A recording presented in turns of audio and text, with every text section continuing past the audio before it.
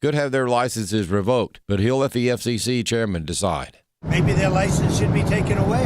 It will be up to Brendan Carr. A shouting match between CNN's Caitlin Collins and Texas Senator Ted Cruz highlights the pernicious lie by the liberal media to paint Charlie Kirk's shooter as a conservative. Senator Ted Cruz was a guest on CNN's The Source this week, and he was incredulous when host Caitlin Collins tried to say authorities have no idea of the motive of alleged assassin Tyler Robinson. There was a lot of talking over each other. We don't have a motive yet. We don't know yet. We're waiting. Obviously, we've heard what the governor's had to say, what the FBI director said today. Come on, we don't have a motive yet. We know. We don't have a motive yet. Really? Cruz basically called Collins a liar. That is objectively false. They have not set a concrete motive of exactly what it was. They've laid out every evidence that we know so far. Tim Graham of Media Research Center says whenever Cruz appears on CNN, the host is almost required to get angry. When you have Ted Cruz going up against Caitlin Collins, you also have a massive difference in intellect. So the only way you can actually try to win the conversation is by talking loudly. Graham says it's foolish for the left to try to paint Robinson as some conservative, and the longer they try, the more stupid they look. When the family and the law enforcement people tell you what he is, and you can see from his texts and his bullet casing remarks, you can tell he is not a conservative. He is not a supporter of Trump, which you would already know because he shot Charlie Kirk. I'm Steve Jordahl. The House Oversight Committee chair is calling on the CEOs of tech platforms Reddit, Discord, Twitch, and Steam to testify before lawmakers in the wake of the shooting death of Charlie Kirk last week. House Oversight Committee Chair James Comer on what he'll be looking for from executives in that hearing. We want to bring the CEOs in to see if they're to see how they market those platforms and what foreign actors are coming in and maybe trying to influence young people to spread hate and to spread violence on those platforms. The Trump administration is considering raising the age to qualify for Social Security. Tom Graham explains.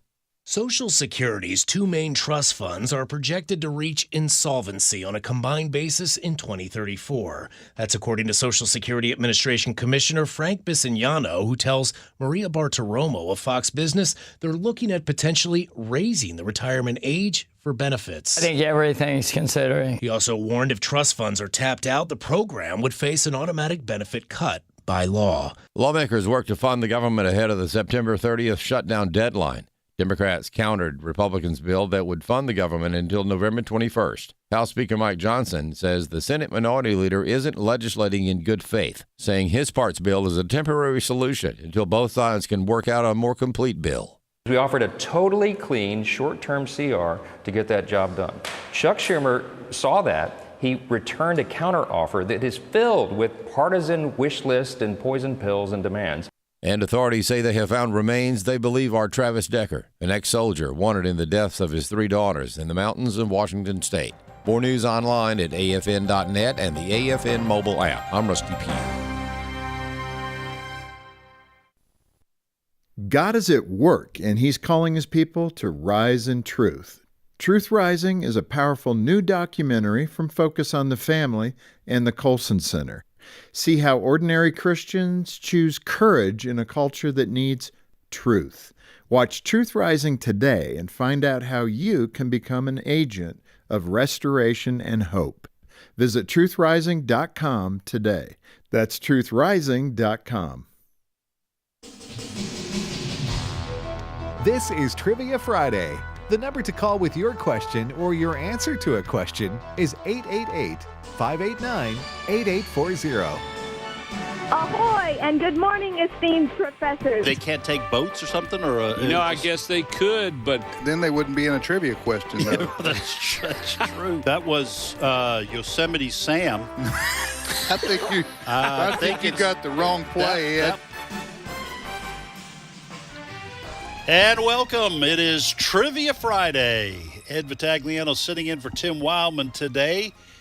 JJ Jasper is out. Bert Harper is sitting in for him. Good morning. Good to see you. JJ, Bert Harper. A lot of difference. Can you do the voice? Hey there, guys. Here's that's the only time you'll hear it. And we are so short of personnel, I dragged Tony Vitagliano in to fit, I guess, to take my spot.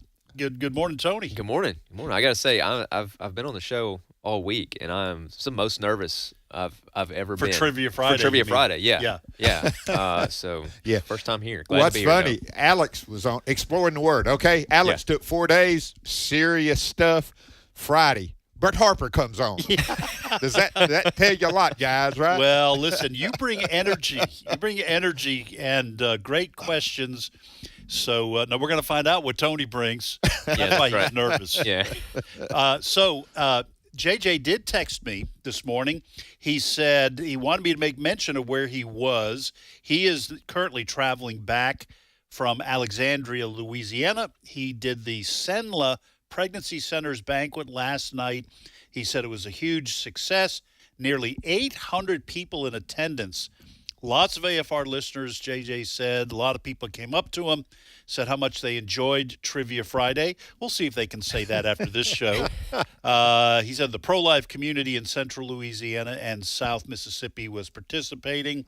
Said they were amazing. It was a great night for life. So JJ wanted to thank all of those who prayed. He usually asks the prior week, for people to pray, and it went really, really well. So we look forward to having both Tim and JJ back in the saddle next Friday. But it is Trivia Friday. Each of us 3 professors here on Learning University will ask 3 questions each. Tony Quick, how many questions total is that? 9. Yeah, there you go. There we go. Good. I'm not tenured yet. I'm not a tenured professor. I'm still That's right. Junior professor. And so we invite you, our listeners, to call in if you've never been on the air. If you have been on the air with us before, we ask you to wait a week. But here's the number to call to get on with us here on Trivia Friday.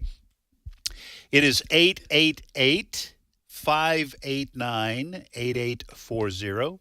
That's 888-589-8840. Again, if you have been on with us in the last 2 months, we ask you to wait a week. You do need to be 11 years old or older to call in and get on the program. We ask you to honor that request. And Brother Bert, one of these 9 questions is going to be something special about it. Yeah, one of them is a mystery question. And if you call on that question and answer that question, you'll hear this sound. The beloved cowbell. For some of us, it's beloved for sure, right? And I just say it because if I don't, I get in trouble with Tim. Well, there's some of us. We spent at least one semester there, So anyway, hey, guess what? They also get a gift, right? Yes. An AFR cap, hat, cap. I call them caps. Yeah. And it's great design. Nice. I love those hats. They are awesome looking. Yeah. Yeah. And you wear it, you notice it too. Yep. It's good. Exactly. Also, now, folks, if you want to take a look at it, now some of you are watching online, you see Brother Bert holding it up. But if you would like to buy one, look at it online and buy one. You don't have to simply land on the mystery question and answer it correctly. You can go to our resource center. We have not only hats, we have, T-shirts, books, DVDs, all kinds of wonderful resources. Go to resources.afa.net, resources.afa.net. Ed, Bert, Tony, we are your professors, 888-589-8840. Tony, since you're our guest associate professor, we're going to let you do your 3 questions first. I'll do mine, and then Brother Bert, you bring us up from the rear there, and then we'll jump on the phones. Okay. My first question is, what country in the world has the most pyramids? My second question is, what strange ingredient was used in the mortar for the Great Wall of China? And this is multiple choice. Should I go ahead and give all the choices? Yeah. Okay. Yeah. Well, unless you want to let them guess the multiple choice answers really too. Would they get 4 hats that way? So what strange ingredient was used in the mortar for the Great Wall of China? Was it A, ground bamboo shoots, B, sticky rice, C, animal fat, or D, duck sauce? Duck sauce. And then lastly, my third question, True or false, the college football team with the longest losing streak ever lost more than 50 games in a row. True or Is false? that true or false? True or false? Wow. 50-50 chance, man. I'd hate to be a fan of that team. Yeah. All right. Excellent questions. By the way, the second question you asked about the Great Wall of China, isn't that my granddaughter's question? It is, yes. Yeah, Stella? My daughter, yeah. Stella's request. All right. I can tell who the grandparent is. Yes. Yeah, that's right. we bring them up every time we can. It is the best question I've ever heard. Yeah. All right, here are my 3 questions. Who is the month of July named after? Who is the month of July named after? Second question, a little bit of geography for you. What is the name of the sea between Greece and Turkey? What is the name of the sea between Greece and Turkey? And then third question, true, false. The largest swarm of locusts in history covered an area of 2,000 square miles. But is that true or false? The largest swarm of locusts in history covered an area of 2,000 square miles. That's 2/3 of the U.S. Is that true or false? That's what I've got. That's a big swarm. Yeah. If it's true, we'll see. Okay, here's my 3. What is the most common given name for the President of the United States? Okay, what is the most common given name? Okay, so you're talking about like first name. First name. Okay. It could be the second name. Okay. I see. All right. Yeah, some of them are called by their second I got names. The second question, and it's a Bible question, on which island did Paul preach on his first missionary journey? On which island did Paul preach on his first missionary journey? And Andrew Griffith had a man. Oh, you got to. You keep on having me on here. I'm going to have to look hard. You know, I almost did an Andrew Griffith question, and I was like, well, Brother Bert's on there, so I know, he's gonna have one. With 2, it won't hurt. Okay, guys. And I will tell you this. If you ever get to the place where you've done them all, just start through them. There's no rule against that. Okay. Here it is, and it's a multiple choice because I found out the harder it is, you better give a multiple choice. It works that way. According to Barney, that's already funny. Yeah, they're start. What is the hardest bird to trap in the wild? Okay? Okay, y'all do you remember the show? I remember this. Remember the show. Okay. The ringneck grouse or grouse, whichever, I think it's grouse the way they would pronounce it, wild pheasant, a quail, or the web-footed red-crested lake loon. Which one is the hardest to trap, according to Barney?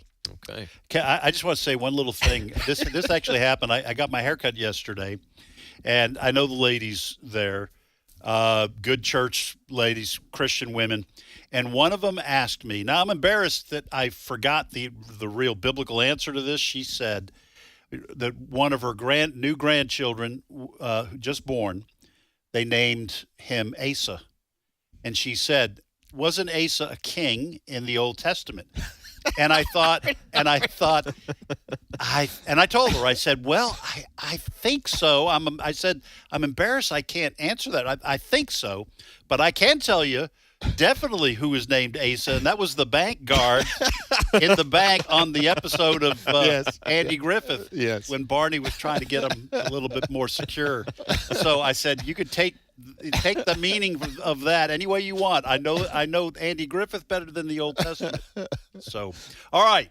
Let's go to the phones. I'm going to go to Jesse first, and then you're going to take them all. We have a little note here. Jesse from Texas. We accidentally cut you off at the beginning, Jesse, so we're coming right back to you. Apologize for the inconvenience, and welcome to Trivia Friday. Well, I appreciate that because the last time I was on, Tim put me on during a break on hold, and I got lost that time too. Oh, all right. Well, you've been lost, Jesse, and now you're found. Praise the Lord. That's good. That's good. Where do you live in Texas, Jesse? Fulton. Okay. All right. Okay. Let's pray hard. Okay. A little bit maybe of a questionable connection here. We're going to try to get to you, Jesse. You want to ask, answer, or do both? Oh, no. Jesse, you there? I hear the tumbleweeds. All right. Me. Jesse, I'm sorry. I don't know. It's just a bad connection there. Or something. Third time is not a charm. No, not always. Okay, ready to go? Let's go. Okay, let's go to Tennessee. Bill, thank you for calling. Good morning. Good morning. What part of Tennessee are you from, Bill? In the northwest corner, up near the University of Tennessee in Martin. Okay. Give them a shout out. Yeah, there you go. No, that's a beautiful area up there. Well, Bill, you want to answer, ask, or both? I'd like to do both, please. Okay. Which question you want to try to answer? Well, I'm going to take a gamble on that one with the locusts. All right, here's the question. The largest swarm of locusts in history covered an area of 2,000 square miles. But is that true or false, Bill? What do you say? Well, the largest one ever in history, I'm going to say that's true. It is 100% true. It crossed the Red Sea in 1889 and was estimated to contain 250 billion individual locusts. Woo. You know what? I didn't look. I should have looked up which direction it was going. John the Baptist would have been licking his lips. I'll tell you what. The honeybees were following, man. He had it made. Oh, wow. Yeah. Hey, good job, Bill. That is just one of those kind of extraordinary truths of history. Although it's can't be a pleasant one with that many individual locusts coming across. Well done, sir. What's your question for us? Yeah. Well, a little bit of an area question up here. We're not very far from the Kentucky state line, and there's a twin cities up there, Fulton, South Fulton. And Fulton's in Kentucky, South Fulton's in Tennessee, and they're celebrating a fruit this week. Can you tell me what fruit they're celebrating up there? Man. Okay, Bill. Okay. All right, let me just ask you this. Is this something normal that a normal person would at least might guess at? Yeah. I mean, you guys consume these on a regular basis. Oh, okay. All right. Well, we're going to talk amongst ourselves. Don't say yes or no yet, Bill. It's got to be something here coming up on the fall. Yeah. Strawberry Festival, I think it's in Milam. It's one of those Tennessees up there, towns in Tennessee. North of that, you get into, a smaller apple. Yeah, maybe apple. Yeah. I know they're mostly in D.C., not D.C., but Washington State. Now, we can guess different things with three people I'll go with apple. Yeah, apple? Well, that was going to be my guess. Well, I'll change mine. I think we just go in with Brother Bert. All right. We're all in. We're all in, Bill, with Brother Bert and apples. You're all bobbing for apples, huh? Yeah. Okay. It's actually a banana. Really? Banana festival. A banana festival in Fulton? Kentucky and Tennessee? Here's the backstory. Okay. They would come in from the Central and South American nations by ship, be offloaded in New Orleans, come up on rail cars up as far as Fulton, and they would be put on ice to keep them from spoiling, and then make further journeys to be distributed.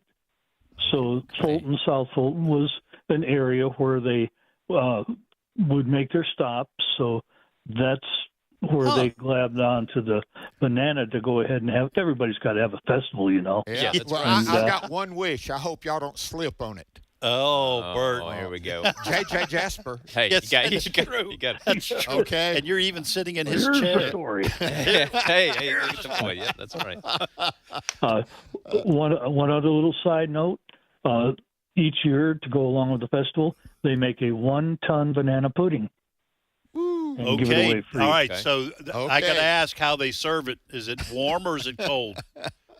It's cold. It's They cold. chill it. All right. Oh, they chill it. The next county over is actually they celebrate their banana wafer festival at the same time. So they just get together and Kind of like chocolate and put their peanut butter. differences aside. Yeah. Hey, Bill, Put their thank you, man. differences aside. I hope the festival is a success, okay? Yeah. Okay. Banana festival. That would Maybe go a nice banana split. I I'm not. My wife loves banana pudding. I don't even know. Do you like banana pudding, Tony? I'm not a big fan, but I'll eat it. I like it warm. Okay, you like it warm. guy. I like it cold. Yeah. Like regular, pudding. My wife likes it warm. So yeah. we've survived that distinction, that difference throughout our marriage years. But okay, let's go to the next caller, and it's Jacob in Kentucky. Welcome, Jacob. How are you doing this morning, Bert? Doing well. It's good to hear from you. Now, you got a good Bible name. If they said Jacob in the Bible, Ed, you'd know I would have known that. Okay. There's a lot of us around. Yeah. Hey, good. What part of Kentucky, Jacob? I'm from JJ's part of the neck of the woods, West Kentucky. Okay. I think JJ would have known the answer to that last question. Probably would have. Yeah, that's good. Did you know the answer to that, Jacob? No, I did not. Okay.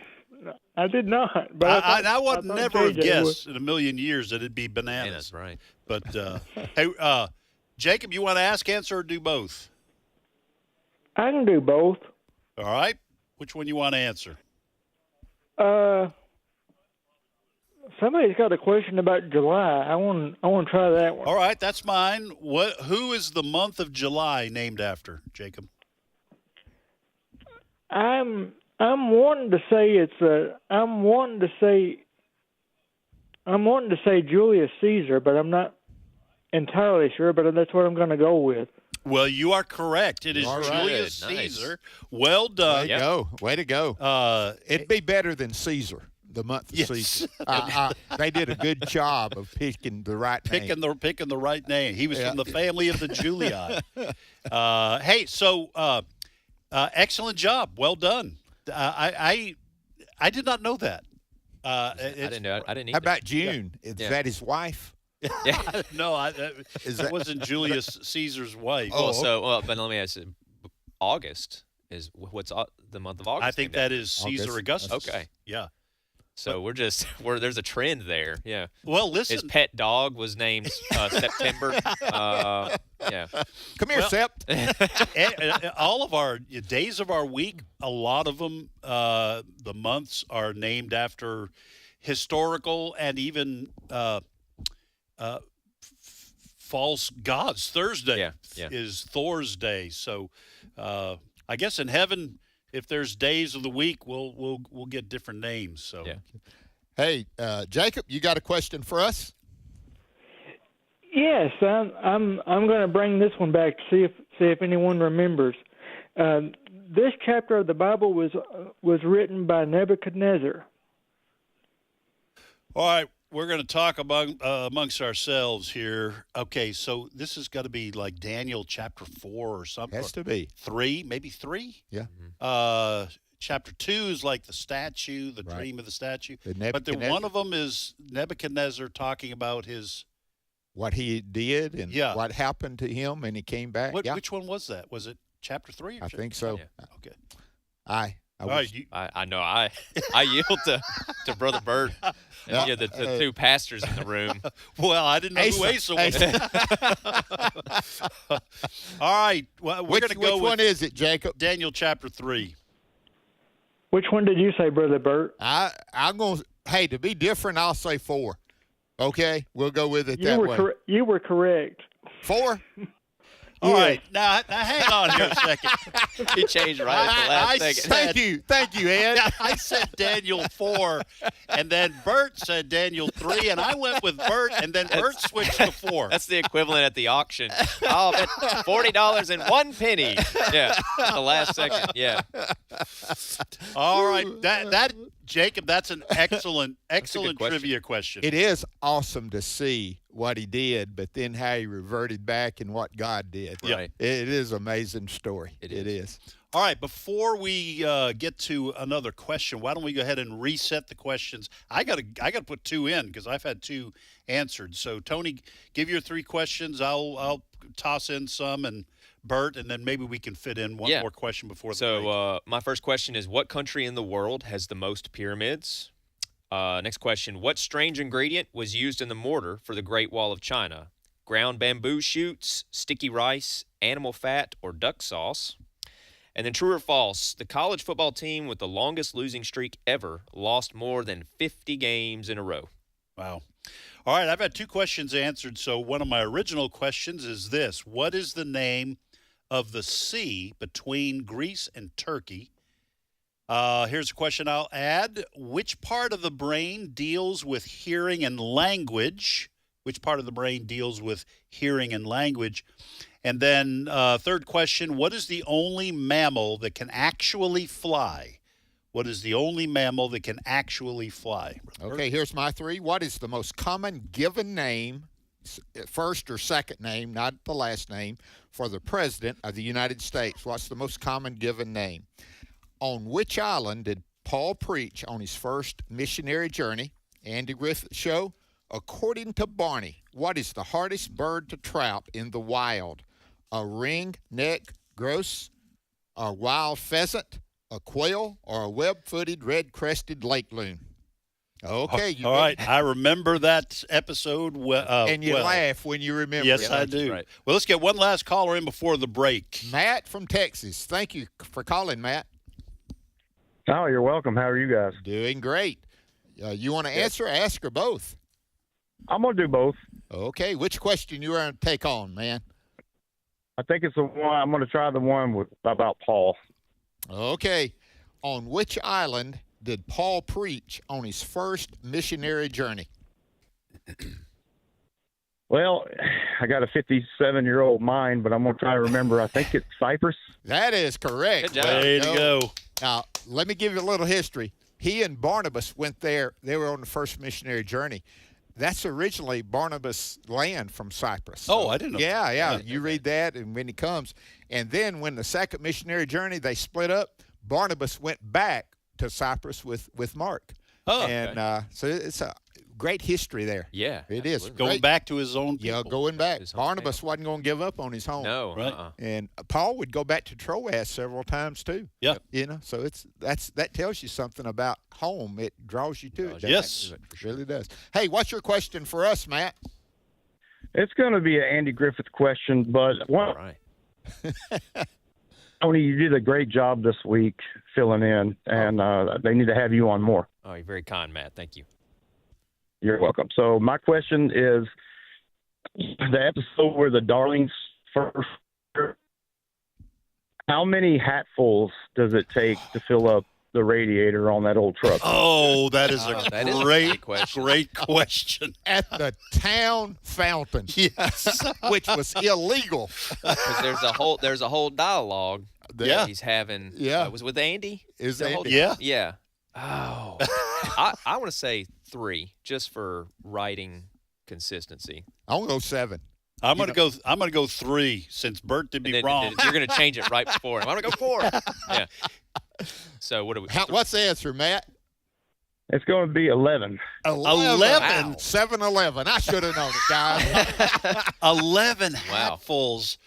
That was a great. I love the Darlings when they were on it. That was the first episode of them coming to town. Yes, man. it was. Yes, It was.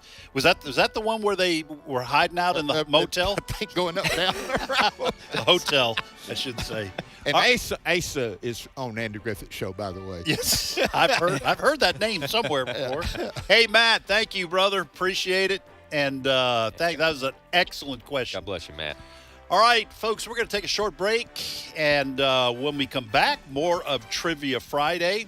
Ed Vitagliano sitting in for Tim Wildmon this week. Brother Bert Harper, Tony Vitagliano. We're going to have some fun and hit the calls again as soon as we get back from the break. You're listening to Trivia Friday on the American Family Radio Network. We'll be right back.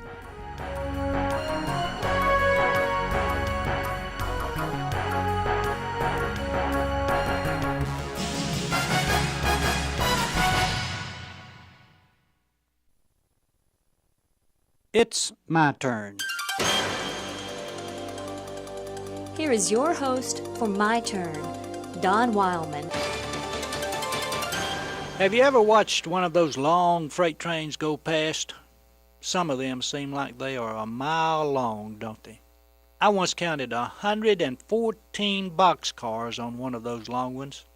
Sometimes you wonder how those tracks can hold such a heavy load. Well, it's hard to believe, but a train of 100 cars and weighing 26 million pounds is supported at any given moment on an area totaling only a little more than 2 square feet. In fact, 2.06 square feet is the exact number. Now that's hard to believe, isn't it? Yet it's true. A 100-car train that weighs 26 million pounds is supported by just more than 2 square feet. The reason that such a tremendous load is supported by such a small territory is that the railroad has a good foundation. Whether or not the folks who build railroads are Christian or not, I can't say. But one thing is for certain, they used one principle taught by the Galilean in their building of the railroad. They laid a good foundation. Now the carpenter was talking about a different type of foundation than that laid for a railroad track. He was talking about a foundation for your belief in God and trust in His will. Jesus said the best way to build a foundation was to be active doing those things He said do. He likened those who heard His words and acted upon them to the man who built his house on the rock. He likened those who only heard His word and did not act accordingly to the man who built his house on the sand. Even if you have never heard this teaching of Christ, you know the result of each man's building. When your trust in God is built by a firm faith in Him and a strong desire to do His will, you will be able to stand the storms of life that each of us has to face. Death is one of those storms. Tragedy is another. Pain could be added to the list. Jesus said these will not shake your faith if it is rooted not only in the hearing but also the doing of His words. Any builder will tell you that the foundation is one of the most important parts of the building, if not the most important part.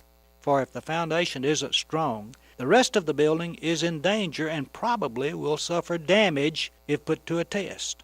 The newspapers some time ago carried the picture of an apartment building in New Orleans where the builders had to drive several stabilizers over 150 feet into the ground to ensure a solid foundation for the tall building.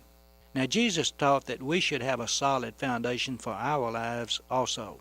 Partly, and maybe mostly, what is wrong with the world today, and especially our country, is that we don't have a solid foundation underneath us to sustain us. Too many times we want a prefabricated Christian experience that comes in a neat little package and doesn't interfere with our lives in any manner. This type of foundation suits us just fine till the storm hits, and then we wish we had a more solid foundation because we see our building crumbling on the weak foundation that we've built. It was probably a great surprise to you, as it was to me, that a 100-car train was supported on just more than 2 square feet. For those of you who are outside the Christian faith, it will come as a surprise also to learn that the Christian has built his foundation on nothing but the Galilean. That seems an awfully small foundation, doesn't it? Just one man? But the record speaks for itself. He is sufficient. This has been My Turn with Don Wildmon, a production of the American Family Association. Search me, God, and know my heart. Test me, know my anxious thoughts. See if there is any offensive way in me, and lead me in the way everlasting. Psalm 139, verses 23 to 24. American Family Radio. In 1972, a crack commando unit was sent to prison by a military court for a crime they didn't commit. These men promptly escaped from a maximum security stockade to the Los Angeles underground. Today, still wanted by the government, they survive as soldiers of fortune. If you have a problem, if no one else can help, and if you can find them, maybe you can hire the A-Team.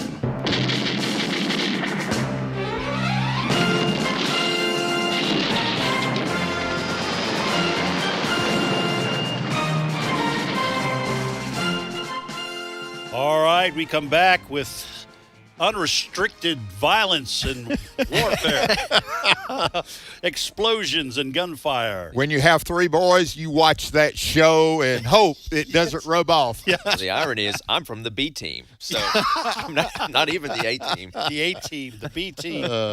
Your team is welcome here on Trivia Friday.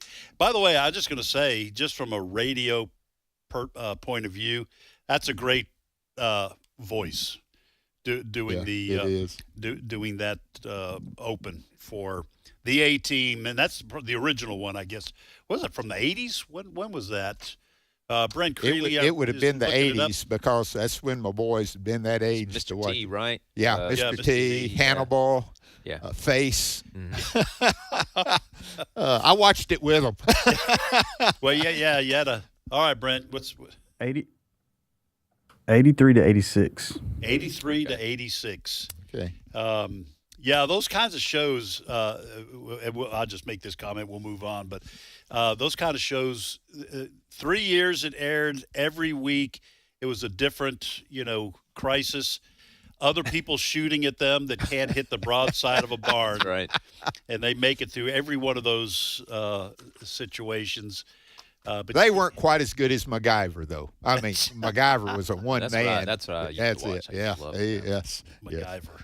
All right, folks, it is Trivia Friday. We already did our questions. We'll wait a few minutes before we reset our questions. Ed Vitagliano, Bert Harper, Tony Vitagliano. We are right back at it. But let's go back to the phones. Okay, let's go to Mississippi. Aaron, thank you for calling. Good morning. Good morning. What part of Mississippi, Aaron? I'm calling from Stone County, Wiggins, Mississippi. Okay, down there in the southern part, close to the coast, but not quite there yet. Well, you want to ask or both? I'd like to do both. Okay, which question you want to answer? The one about the seat. All right. Well, man, I'm glad I got 2 pages of questions. This is the Ed Show. You can start borrowing some of mine if you need to. All right, Aaron, what is the name of the sea between Greece and Turkey? I may mispronounce it, but either the Aegean or the Aegean Sea. The Aegean. Aegean. That's close enough, brother. Well done. Hey, did you know that or did you look that up? And we do recommend that people do some research if they can't come up with the top of their head answer. No, sir. I had to reach out to a good friend. All right. Reach out and call someone. You reach out and call someone. The lifeline. Yeah. Well done. What's your question for us, Aaron? Okay. In the Laura Ingalls Wilder book series, what horse breed did Almanzo Wilder have? What was the pair of horses he had? What breed were they? Man, Aaron, I'm going to tell you Did they have a show on it? You mean there's a book about the little house? Oh, I didn't know that. Look, I've got a stack of books next to my bed that I've started. I'm about 3 chapters in, so I'm not the reader here. In fact, I stopped getting you books for your birthday and for Christmas because you were worse than your grandfather. Yeah, absolutely. In terms of starting and not finishing. My son Nathan, that's on Exploring, man, reading. There's not a book that doesn't need to be consumed. Yeah. He just would know Let's that. just give him a call right now and find out. Hey, Nathan. I don't know. I don't know many horse breeds to begin with. It couldn't be Clydesdale. That wouldn't be it. That couldn't be. Welch. I don't know. I have no idea. You're just throwing stuff out. Spanish, something. Arabian. Arabian, yeah. Oh, Palominos. Let's go with it can't be Arabian though. Yeah. Could be. That would be too expensive for that family, and right? Weren't those like an expensive breed, Arabian horses? That's what the wealthy and that's what all the capitalists had. That's right. Hey, we obviously don't know and we're guessing. Aaron, what is it? They are Morgan horses. Morgan. Yes. They are. If my life depended on it, and I had 1,000 years, I would have come. I was just about to say Morgan. One of those families. Yeah. One of those. Hey, thanks, Aaron. Actually, an excellent question. Great show, and I'm sure a great series of books. And Tony, you can expect that under the Christmas tree. Yeah. That series of books. My daughter's more likely to read. I was going to say Stella's a reading machine. She is a bookworm. So. All right. Okay. Let's go to the phone lines to Cheryl in Kansas. Cheryl, thank you for calling. Thank you. I am excited. Well, great. We're excited that you could call. We like excited people. They don't fit in here, do they? There's nobody here excited. We're very low key on the show. Somber. Cheryl, what part of Kansas? Goddard, Kansas. Okay. It's right outside of Wichita. Okay, great area. So that's J.J. Jasper Yeah, country. JJ would know. Yeah. His second residence. Yes, it is. Yeah. Well, you want to answer, ask, or both? Both. Well, which question you want to I take want to do on? the mammal question. What's that? Mammal? The mammal question. Mammal. The mammal question? Another one of my questions. Man, Ed. Guys, I feel bad that nobody's going for y'all's questions. Paying these people. Yeah. All right, what is the only mammal that can actually fly, Cheryl? It's the bat. It is the bat. Good. I thought that. There are some I think breeds of squirrels that can glide, maybe something else that can glide, but the only mammal that can actually fly is the bat. But it has to hang upside down to take off. If it Is that true? Yes, it is. Okay. If they land on the ground or something like that, they'll just flop around. No kidding. And yeah, that's. I read that now. Oh. That was on the internet. Yeah, it's got I to be mean, true. come then. on, guys. Yeah. You know, that would make a great question later Yeah. next week, but Yeah. I may do that. We'll find out who's listening in class. I would have also accepted Superman. That's Yes. the only mammal, actually mammal that can fly. Yeah. Superman. The two Vitagliano guys and their superheroes. Oh, yeah. Y'all got it. We're into You that. may not know anything about Little House, but y'all got the superheroes. Superheroes. Hey, Cheryl, what's your question for us? So the other group asked a few months ago a question about New Mexico and the name of the site that shot off the first atom bomb, which is the Trinity site. There is a rock that's only found there. Do you guys know what it's called? That's only found in New Mexico or at that site? Actually, at that site. A rock. Wow. Is there just like one of these? Like it's a landmark, or is it a type of rock? It's a type of rock. Okay. Before or after the atomic blast? Yes. That'd be good. Wow, this is a very good question. I do not know. I'd have no idea. I'm not a big I've never had much of an interest in geology, so I wouldn't be able to name very many types of rocks anyway. Yeah, and if it's only in New Mexico, I really In this one spot? Yeah, in this one spot. Must be from a meteorite or a meteor, that has hit there. All right, I think you got us. What's the answer? So it actually did come after the site, after they blew up the bomb, and it's called Trinitite. It's named after the site. And it's radiated rock that's only found in that one area. Oh, okay. So they found it after, or did it form during that period of time? Yeah. Do you know that, Cheryl? It was created because of the radiation from the bombs. Oh, okay. When they blew up multiple bombs in that site, it radiated the rock and formed some new version of rock right there that you can find. It's called Trinitite. All right. Okay. So is it radioactive? I mean, do they sell it in the gift safe. shop? Yeah. Well, they don't have a gift shop. The site's only open twice a year on Labor Day and Memorial Day. But there are sites that do sell it, but it is radioactive. Yeah, you're not really supposed to. Wow. Okay. Get your my get boys a would be in frog trouble, nearby man. it. My boys would be picking them up and throwing them as far as they could. So here, take that. Yeah. All right, Cheryl. Great question. Thank you so much. All right, we're gonna have to reset our questions simply because there's I'm no running need of out. Tony and me. I mean, Ed, you just do. Takes my mind. I am run. I guess they're too easy. I don't know, but people are jumping on it. Go ahead with yours, Tony. I'm gonna have to add one. First question: what country in the world has the most pyramids? Second question: what strange ingredient was used in the mortar for the Great Wall of China? Is it A, ground bamboo shoots, B, sticky rice, C, animal fat, or D, duck sauce? And then true or false, the college football team with the longest losing streak ever lost more than 50 games in a row. All right, here I have, these are all new questions. I'm going to have to add another one because we've got 45 minutes left in the program. First, which part of the brain deals with hearing and language? And this is generally speaking, folks. I know there may be some husbands out there, ladies, who Don't use any part of their brains for hearing and listening.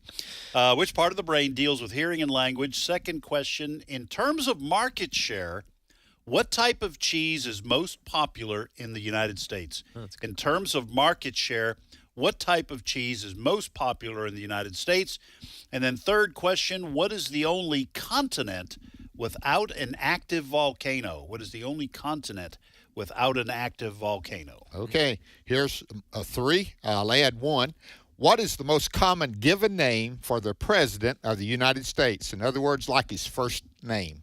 And then, according to Barney on the Andy Griffith Show, what is the hardest bird to trap in the wild?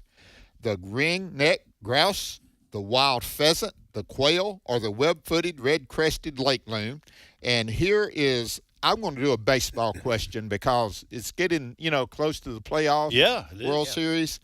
Who was the first Major League Baseball player to hit 4 home runs in one game? Who was the first Major League Baseball player to hit 4 home runs in one game? On do a multiple choice. Babe Ruth, Lou Gehrig, or Hank Aaron? One of those guys did it first. Ooh, that's tough. Wow.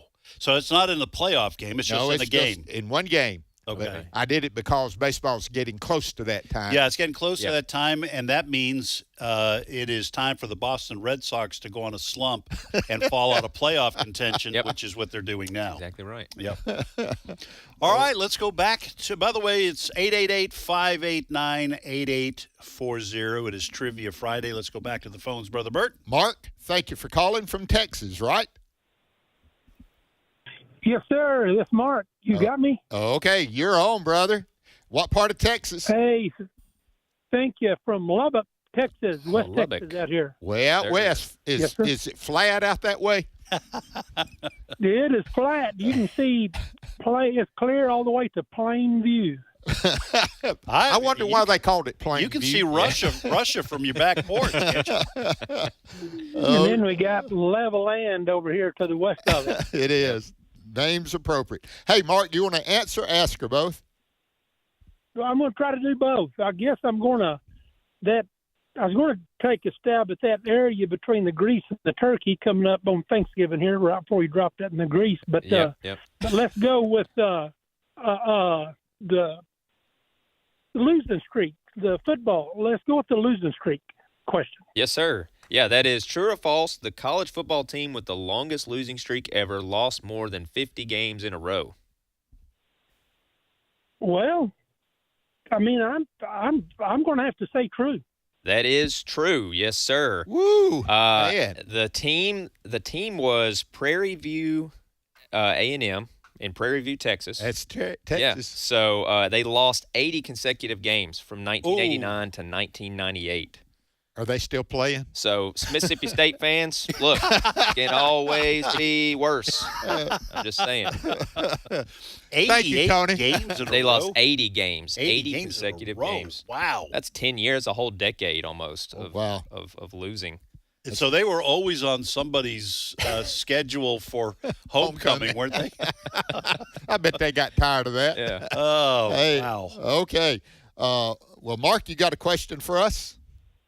Yeah, I want to see kind of where I'm in Bible in the Old Testament, Samson and Delilah. She asked him, how many times did she ask him before he actually told her the source of his strength? She asked him 2 or 3 before he finally told her. How many before she finally wore him down and he told her what would the source of his strength? How many other times did she ask him and she told him something else? How many times? Well, oddly enough, it is the same number as hatfuls of water for filling up a radiator. No, I'm just kidding. I was just kidding. Brother Bert, I want to say 3 times. That's what I think, if I remember right.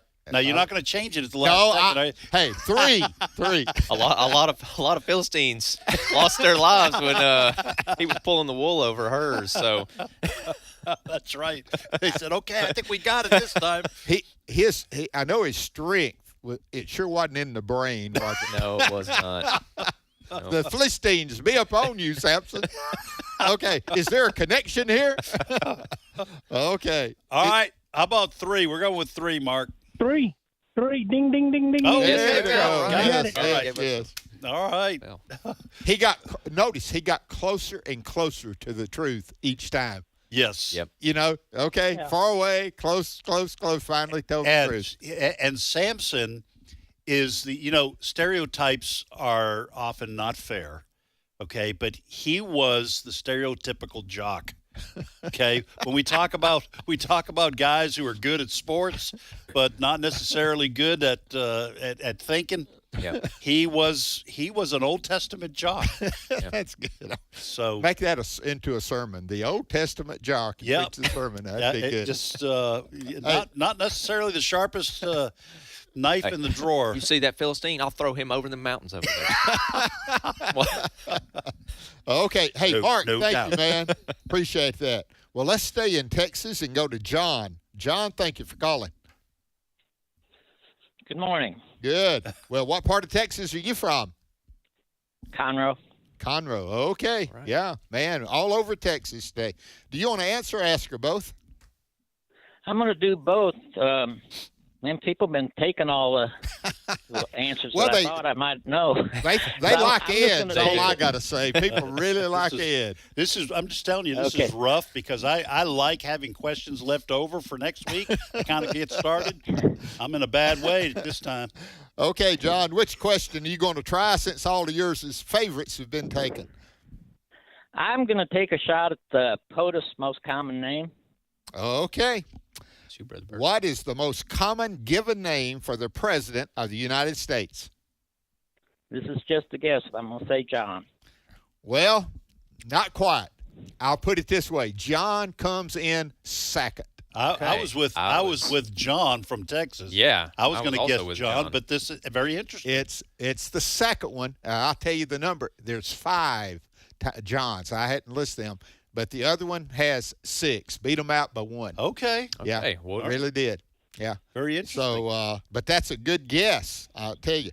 I was going to say, you give away caps every once in a while. If they could name this one and name the guys, the presidents, I was going to say they deserve a cap. But anyway, wow, the number in the they can name the names of the individual presidents. Yeah. You could do that if you looked it up. Let's give them a brand new car. Yeah. Hey, John, you got a question for us? Yeah, since I have 2 of the Andy Griffith scholars on here today, I'm going to try to stump y'all with one. Tony's pretty good too. Tony's right up there I with think us. you're challenging Okay. all 3 of us. Go for it. Okay. Andy Griffith's real-life father, Carl, appeared in one episode.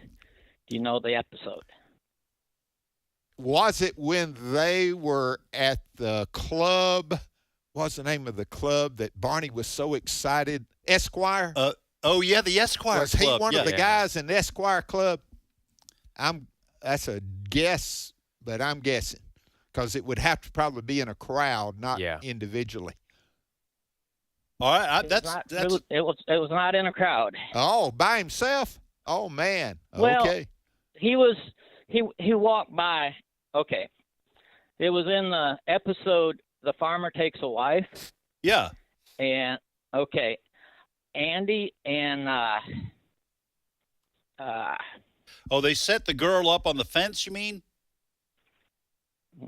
the girl that gave for the makeup? Yeah. Yeah. Alan Hale, the skipper, was the farmer. Yeah. Before he became the skipper, he was a farmer. Right. Yeah. Yeah. Alan Okay. Hale. Jr. Andy and Alan Hale were standing outside of the store talking, and a man came out of the store with a package under his arm, and he just walked by. He didn't have a speaking role or anything like that. And that was Andy's real life dad, Andy Griffith. His Andy's real life dad, moment. Carl. Okay. Albert Hitchcock. He would always appear. Okay, that's a good. I did not know that. I didn't know that either. Well, and since we were talking about superhero movies, all the Marvel movies up until he died had a cameo appearance of Stan Lee, who was famous in the Marvel comics, right? Because he did Spider-Man, did a bunch of the different artwork and the characters for it, and he had a speaking part. in it. But now, so he wasn't just a. Well, if I'm ever in a show, Dad, I'll give you a better role than walking out of the store with a package with under a package his arms. under my arm. That might be all I can handle. He could have 2 packages. Yeah. Hey, thank you, John. Appreciate it. That was a great question. Okay, go for one more. Okay. Yeah.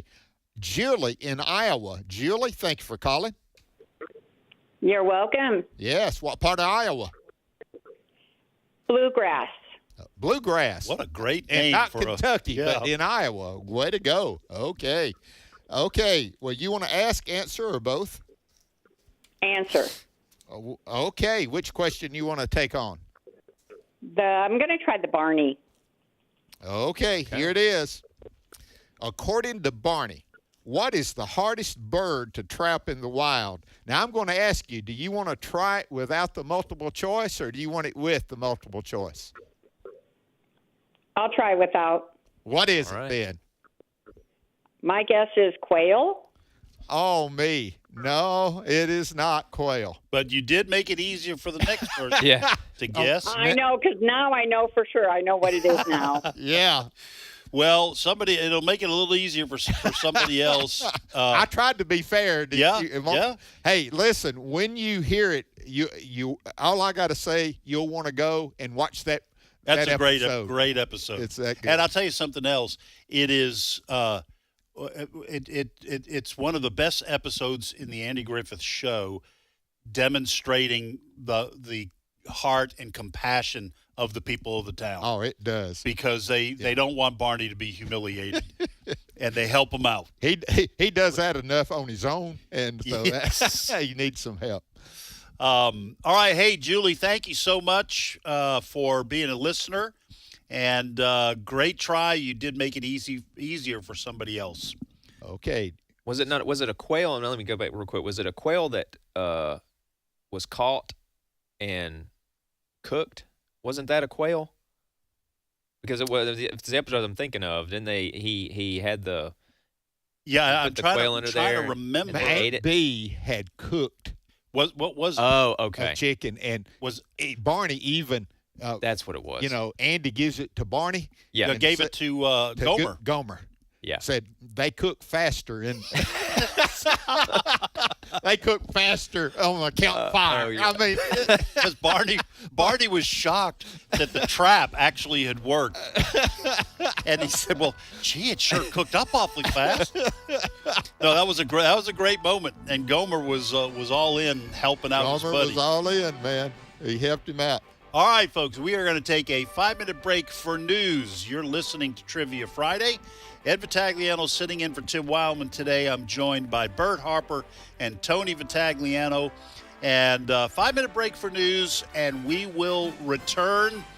By the way, next Friday, both Tim and JJ should be back in the saddle, so to speak, and we'll have the normal group in here, and this group is abnormal as you can get. So, all right, 5-minute break for news. We will be right back.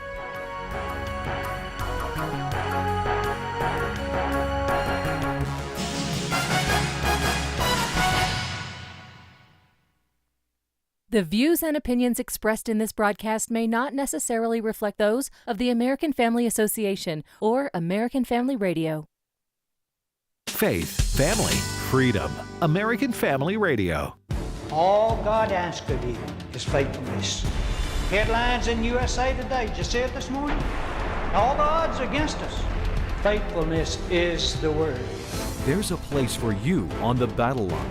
Engage in the fight for America's families. Visit afa.net and then take your position. A message from the American Family Association. This is American Family Radio, a listener-supported ministry of the American Family Association.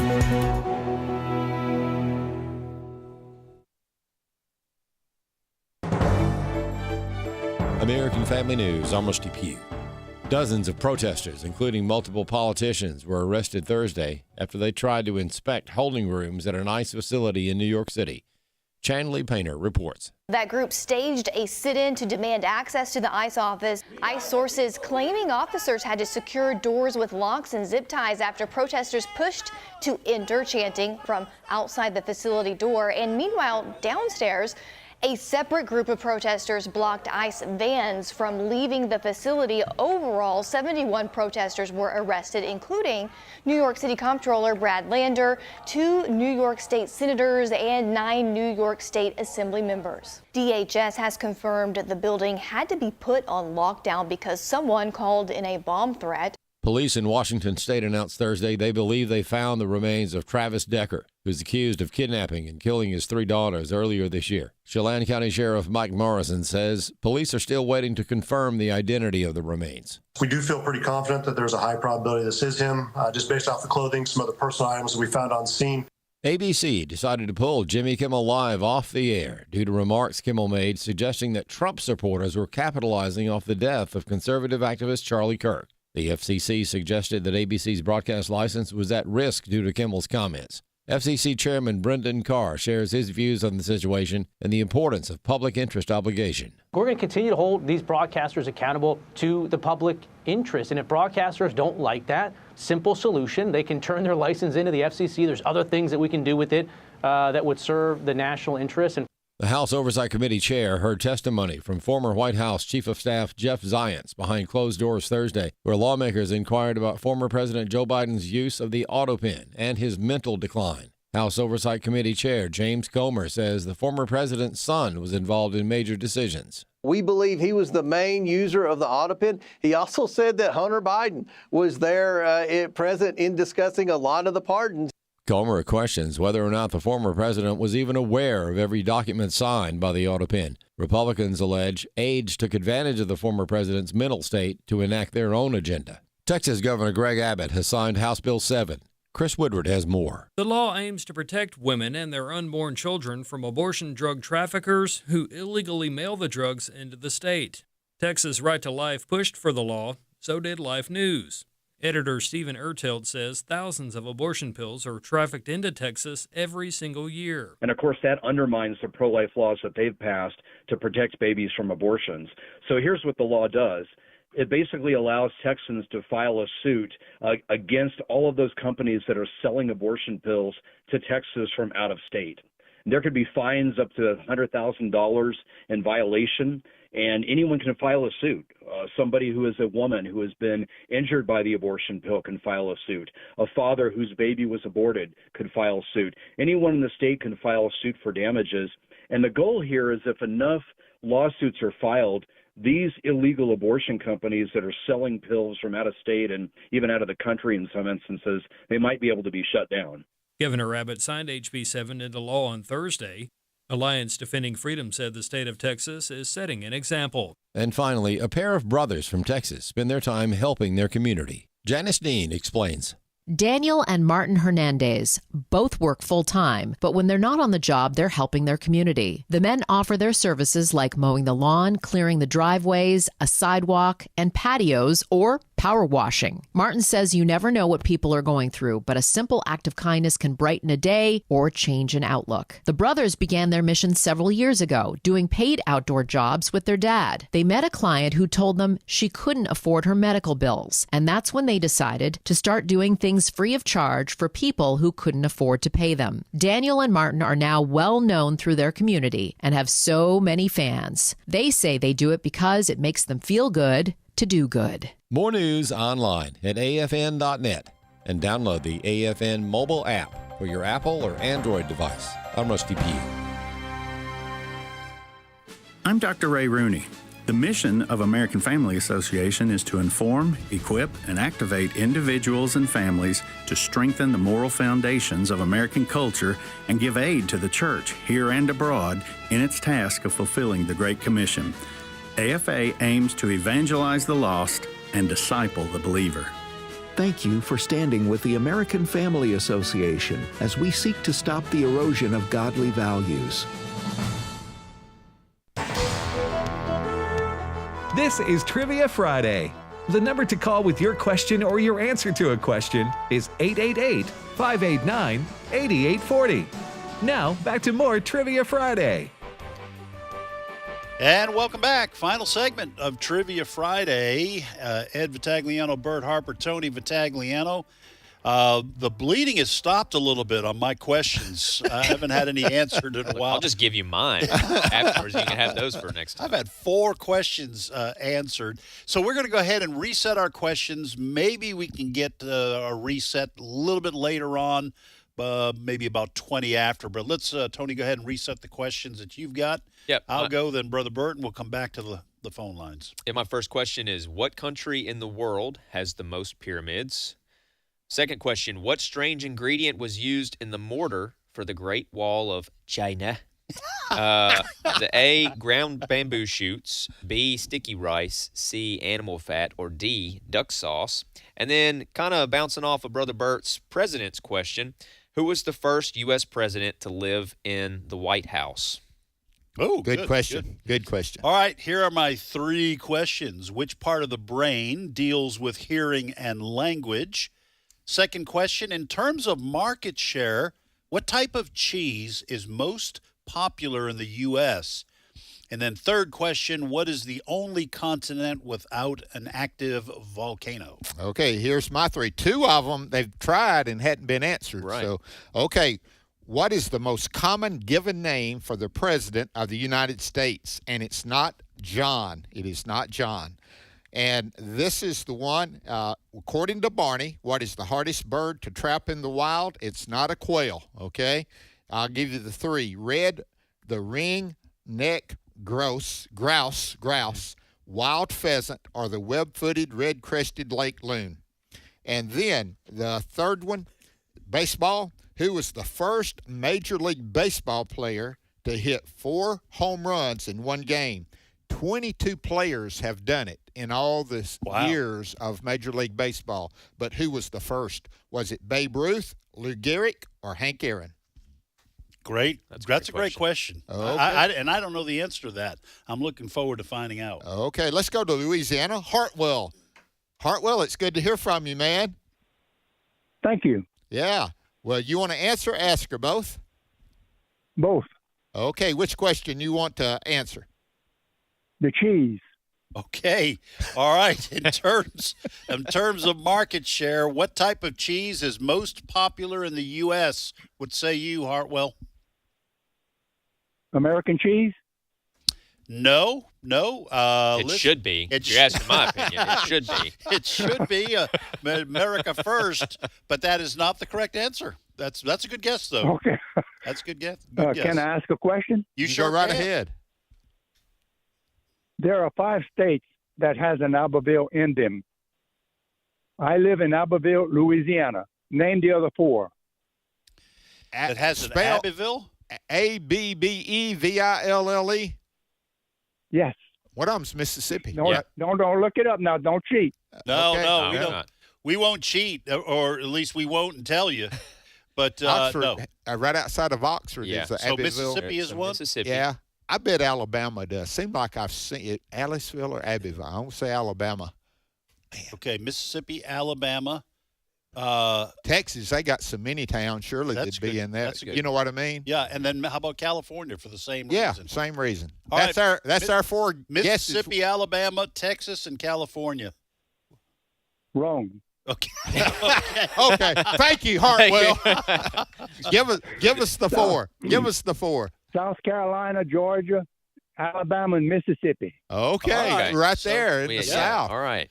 Okay. So what is? Are they all named after like a place in England, or that's an odd name? Maybe Abbey. Yeah. It's not spelled the same, but do you have any backstory on that, Hartwell? I believe that's true. Okay. Okay. Because of the Abbeys or something. And Yeah. All right. It's true. Okay. Appreciate that. Our Nathan lives in Leeds, Alabama, named after the Leeds in England. So a lot of it brought over. Yeah. Okay. All right. Okay. You ready for the next one? Yeah. Ed in Georgia. You're not from Abbeville, Georgia, are you, Ed? No, but actually, I live probably about 65 miles from Abbeville. Okay, man. Where is that? Where is that you're living?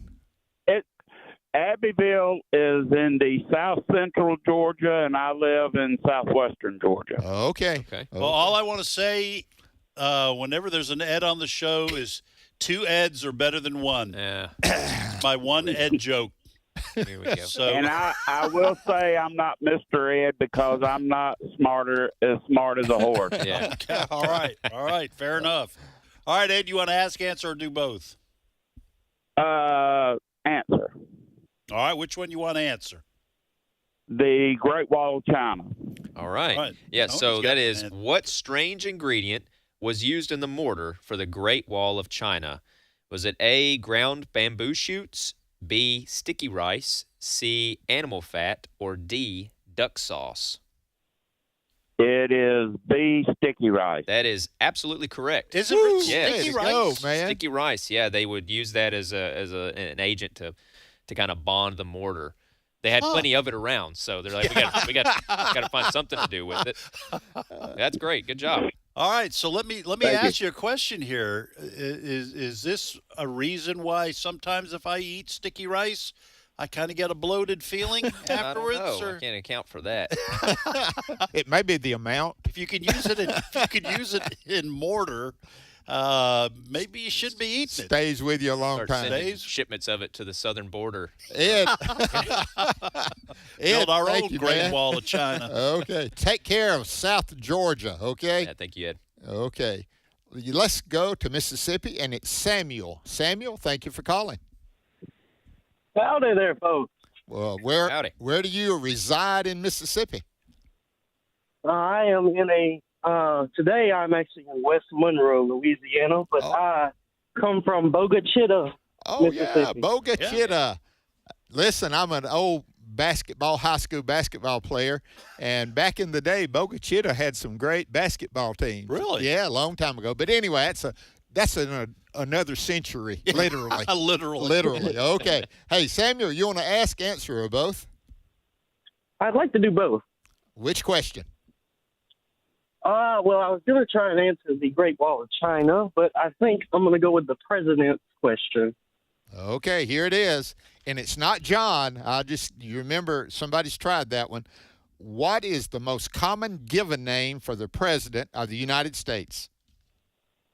Is it James? Yes, it is. Good job. All right. I figured it had to be James. Yeah, I got to ask you, can you name any of them? Well, I know there's James Polk. Yes. Mm-hmm. Think of the two of the Madison. first 5. Madison, yes. Yep. Adams is John. Let's see. You've got Monroe, I believe. That's right. You've got half of them. Think more recently. I can't think of any more. Come on, Samuel. Let's see. Okay. Samuel. Okay. Samuel. Here, James Buchanan, Buchanan, yeah. Garfield, and Jimmy Carter was a James. Oh, yeah. Yeah. Carter. Jimmy was short for James. So you had 6. Wow. Well, I tell you what, Samuel, you got half of them. Mm-hmm. We're going to send you a hat. Oh, wow. All right. You got half of the right answers on that. So, do you wear ball caps? You want a ball cap? I do every once in a while. Usually date nights. I'll wear ball cap. He gets fancy. He pulls out the fancy clothes. Date night. There we go. In Bogue Chitto. Yeah. All right, Samuel. Well, listen, if you don't want it, you can give it away to someone who wears it more often, or you can save it. It's a brand new hat. Next time you guys are out on date night, how's that? So make sure when we're finished with you on air, don't hang up. We'll put you on hold. Cindy Roberts will get you information, and we'll get you a hat in the mail. Do you have a question for us, or did that do? I do have a question, but first I'd like to say I have been listening for going on 10 years now, and I've been trying to get on for almost 10 years, so I'm a first-time caller. Wow. And you get a hat. And I that's feel right. even better about the fact that I'll tell you what, we're going to send you 2 hats. One for you and one for your wife. One for date his night. date. So your wife you guys can be matching when you guys go. I don't know what that's persistence right there. That is persistence. I don't know what you have available in Bogachita, but when you go to the Dairy Queen, you each have a hat on. How's that? Listen, has this question been brewing for 10 years, or you got a fresh one? What is it, Samuel? Go ahead with your question. I just wanted to ask, there is a very common name that Crystal Springs, Mississippi, goes by other than that, and they're very much centered around it. Can you tell me what that name is? Crystal Springs. All right, I'm subtracting a hat from you, Samuel, for maybe the most obscure question we've had. Okay, so Crystal Springs is the name, but you're saying there's another name that it goes by? Yeah. I have no idea. For like the Big Apple or something like that for New York City. Crystal, the Springs. I don't know. Yeah, I don't know. What is the answer? There's no need of us asking. Guessing. It's Tomatotropolis. They're very popular for their tomato festival. Tomatotropolis. That's fun. Like you get that hat back. Tomatotropolis. Yeah. All right. If y'all ever find yourself there, there's an awesome ice cream parlor there called the Mosh Pit. You should go in there and ask them their backstory. Okay. Wow. Okay. All right. Thank you, Now when you started that off, you said if you ever find yourself here, I was about to say then something has gone seriously wrong. I'm terribly lost, but I do like ice cream, so that's worth the trip. Yeah, maybe worth a trip. Yeah. All right, Samuel, I'm going to put you on hold. Make sure you tell Cindy Roberts you get 2 hats. Okay. Yes, sir. And you guys enjoy your date night. All right. All righty. Thank you. Okay, let's go ahead and reset our questions for the last time. Do you have any left? Yeah, sorry. Yeah, I'll go ahead. My first question is, what country in the world has the most pyramids? My next question is, who was the first U.S. president to live in the White House? And then my last question, because I had to also pull one from the backups. Now, are you going to now add another question? Oh, well, how do we? Yeah, you don't have to at this late stage. I'd save it. This is what Tim does. Okay. Tim usually winds up with one question remaining for the whole last segment. I'm just going to leave it those 2 then. Yeah. Okay. All right. I have 3 questions. I have 15. my 15th question. I have 3 questions remaining. Which part of the brain deals with hearing and language? In terms of market share, what type of cheese is most popular in the U.S.? It's not American. That's already been answered. And then what is the only continent without an active volcano? Okay. 2 of mine's been answered, but the one about the Andy Griffith Show. Come on, Andy Griffith fans. Yeah. According to Barney, what is the hardest bird to trap in the wild? The ring-necked grouse, the wild pheasant, or the web-footed red-crested lake loon? And then the baseball question. Who was the first Major League Baseball player to hit 4 home runs in one game? Babe Ruth, Lou Gehrig, Hank Aaron. All right. One of those is great true. question. All right, let's go back to the phones. Okay, let's go to Kevin. Kevin in Illinois. Kevin, thank you for calling. Thank you. God bless you guys. I'm so excited. I have to tell you, I told my little Brahma heifer this morning, I'll bet you a Sacagawea $1 I get on this morning. So I wanted to throw that out there. Sacagawea $1? So Sacagawea $1 now. I don't bet. But I want to do the Barney question. Okay, hang on. Before you do that, what did you say? You said you told what? You told who? I don't bet, but I bet my little Brahma heifer, Daisy, that I would get on trivia this morning. I bet her a little Sacagawea $1. He talks to his cow. His cow. Well, I mean, I knew that. I didn't know that you. Okay, I'm just going to say I was horrified for you because sometimes husbands will refer to their wives as my little heifer. And I just thought, man, you should not have done that on national radio. But you're literally talking about talking to a cow, right? They're no longer alive. The ones that do that are no longer alive. Yes, they're no longer with. They do it once. All right, give them the question. Okay, here it is. According to Barney, what is the hardest bird to trap in the wild? A ring-necked grouse, a wild pheasant, or the web-footed red-crested lake loon? I'm going to go with the web-footed, red-crested lake loon. That is correct. go. Way to go. There we go. Yeah, you know that episode, Kevin? No, sir. No, sir. I've watched a lot, but I cannot recall that, but I knew that would be the answer, sir. I was going to answer I walked on the Great Wall back in 11, and I was going to answer that one. But, again, I love Andy Griffith. Did you know the answer to the Great Wall of China question? Absolutely, yes, sir. Oh, okay. Sticky rice. I don't think I'll ever forget that. No. Kevin's saving his knowledge for I think biblical they use knowledge. the starch. I think they use the actual starch of that. Okay. You'd have to look that up, but Yeah. I think they more use the starch. But I do have a question for you guys. Okay. What either county or town in southern Illinois is the only working appellate courthouse that President Abraham Lincoln argued a case in? And we actually have a Justice Overstreet here in Illinois that's from this town also, the Honorable. But, again, what either county or town is their a working appellate courthouse that Abraham Lincoln argued a case in? I have a friend in Normal. Don't you like that name, Normal, Yeah, Illinois? Normal.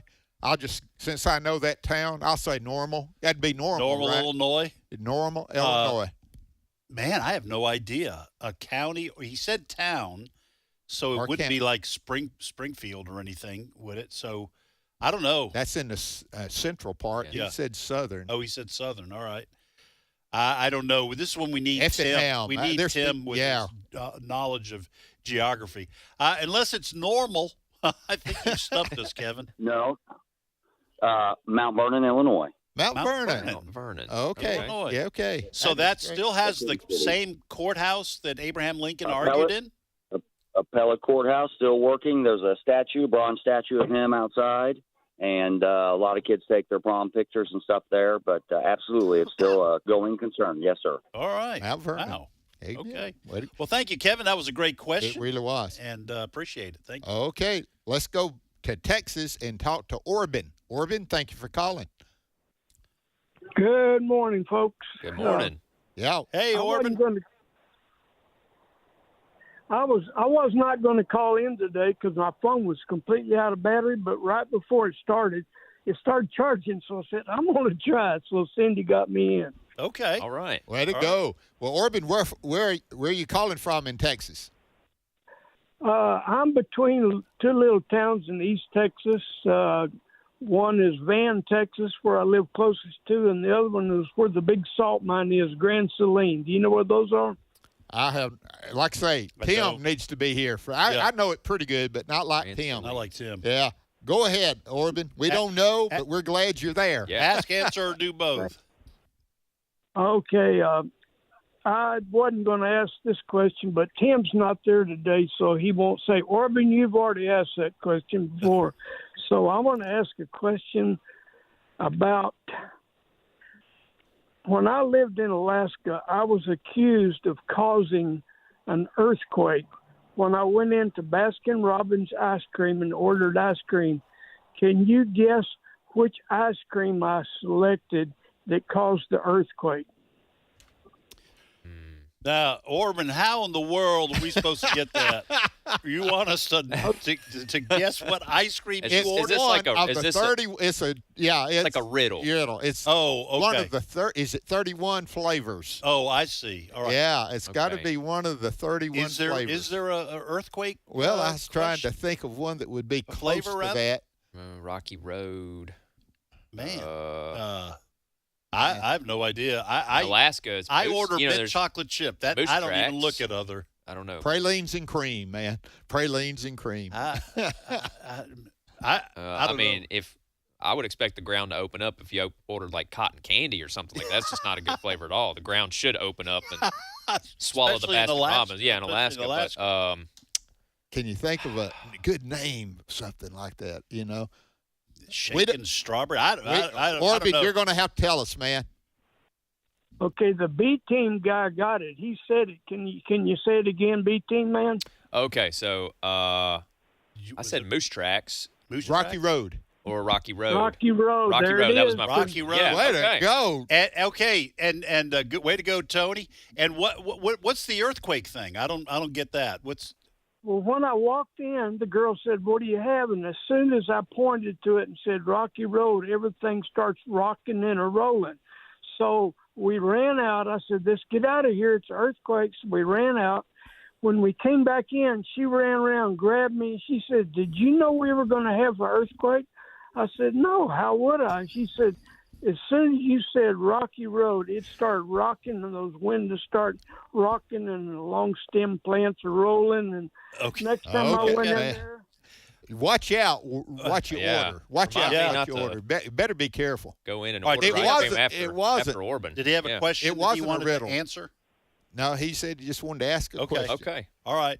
Well, thank you for that. Let's see. I know we're hurrying up a little bit here, but let's see if we can get Larry in, Brother Bert. Okay. From Louisiana, Larry, thank you for calling. Hey, guys. Yes. Ask or both? I think I'm going to take a stab at the baseball question. The baseball question. Okay. Well, this is one that I'd like to know the answer to. I did not know this. Now, there's been 22 players that's hit 4 home runs in one game since Major League started. Okay. That's a pretty unique deal. Oh, yeah. And who was the first Major League Baseball player to hit 4 home runs in one game? Was it Babe Ruth, Lou Gehrig, or Hank Aaron? It's probably Lou Gehrig because Hank Aaron never hit 50 home runs in a season. So I would take Lou Gehrig. Woo, that is correct. Wow. Lou Gehrig. Wow. Well done, Larry.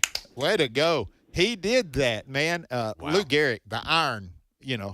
I mean, you ever watch that movie? Oh, yeah. I'm the luckiest man Yeah. alive. That was because he had that disease. It was called named Lou after Gehrig him. disease. Yeah. They named it, but it's worth watching, Tony. Okay, It's I'll old, check black it and out. white. Oh, black and white. And If it's Jimmy Stewart or Gary Cooper's in it, it's worth watching. Yeah, that's true. Those are probably statement. two of my favorites of all time. There's probably a few I would put in there for like comedies or something And like their that. genre, man, they did the whole thing. They could be the average guy, the cowboy. The heroic. They could. They were Kinda. that. Lou Gehrig, that's right. Did you know that, or was that a guess? It was kind of a guess, and then I looked it up to confirm it. Okay. Well, that's all right. Do we have time for him to ask his question? Oh, yeah, I Ed? think so. Go ahead gotta with make your it quick. question.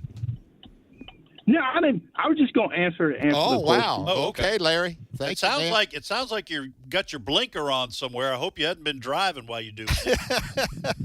No, I'm at work. I work for a public utility, and I'm getting water samples, so I can listen at the radio while I'm driving. All right. Thank you, Larry. Appreciate it. you, Have man. a great weekend.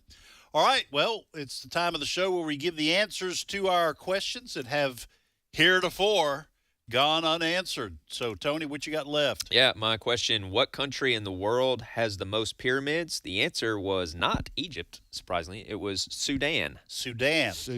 That's now I'm surprised someone didn't take a shot at that. Yeah. Because everyone would think I would think it was someone would Egypt. look it up. And You know, that I mean, I was wouldn't have the blamed- mystery question? That was the mystery question. Yeah. Let me guess. Yeah. Get you a new hat to go on date night, Bert, with your wife. We will give you a free hat anyway. All right. Does anyone have any others? Yeah. Who was the first U.S. president to live in the White House? That John was Adams? John Adams, correct. All right. Which part of the brain deals with hearing and language? The damaged part. Temporal lobe. All right. In terms of market share, what type of cheese is the most popular in the U.S.? A good mozzarella. Yeah, of Good course. mozzarella. Italians. And Australia is the only continent without an active volcano. Believe it or not, every one of mine was answered. All four Is that that I right? asked, they were Yep. answered. I had 7 questions. That's a record, man. No, Yeah, four that's a lot. answered. I had to use 7 questions. I've never had to go through so many questions before. Now I got to do some real serious research. Just take mine. I won't be on here for a very long time. You can take mine and use them. All right, folks. Listen, thank you for joining us. More great programming directly ahead. Lord willing, we'll see you back here on Monday.